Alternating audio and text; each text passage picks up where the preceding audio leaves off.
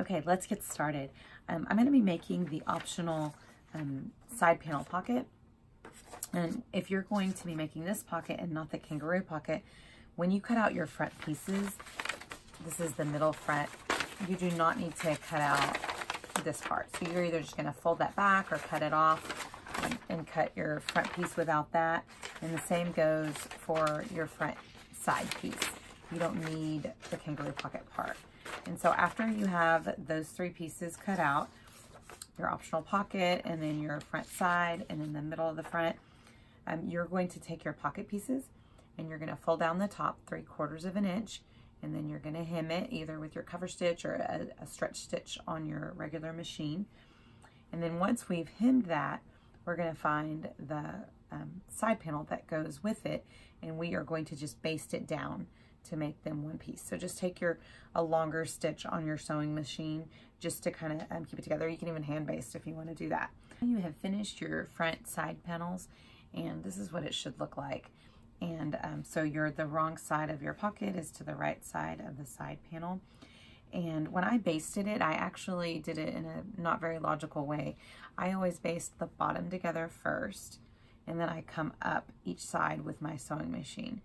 And that's because if I just start on one side and sew a square on some knit fabrics, if it starts to get wonky, then your whole pocket is wonky. But if I do it this way, I don't know, it just lays better. So you can do it whichever way you want. Now that I have both of these side panels done, I just need to finish attaching them to my front piece. And on my front, when I cut it out, I just kind of, whenever it was on the fold, I put a mark to let myself know where the center was, so that later on, whenever I put in the zipper, I already have that marked.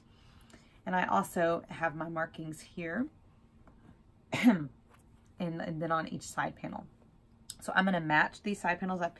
You know which side panel goes to which side based on the way the arm side looks. So if the arm side goes down like this, you know it matches that. It's on the wrong side if it goes up. So once I have them matched, I'm going to put them right sides together. I'm going to put my marking together, and I'm going to sew. Okay, I sewed my first side panel in, and now that I've sewn that one in right sides together, I'm going to open it up and give it a nice press. And then after I press it, you can top stitch it. I top stitch it on the inside line because this seam, if you press it this way, it's going to be too bulky on that pocket, and the top stitching is going to interfere with that pocket. So I'll top stitch on the inside, and then after I do that, I will sew on the next one. I wanted to show you on the side panel, when you're putting it in at the top, that whenever you match that seam, you're going to have a triangle, a dog ear that sticks out, so that on your seam line where it starts is flush. Okay, now we have our front done. We have the princess seam sewn and our pocket in, and now we are going to attach our front to our back. So we've cut out our back piece. If you are doing where you're just going to hem it when you're finished, then you're going to cut your back piece on the bottom line.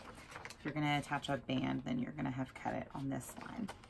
And I also always mark my center back whenever I'm cutting that out. I just I make a mark there so that it makes it easier when I'm putting in the collar. And so now I'm going to lay the front and the back right sides together. I'm going to match up my shoulder seams, and I am going to sew right across each shoulder.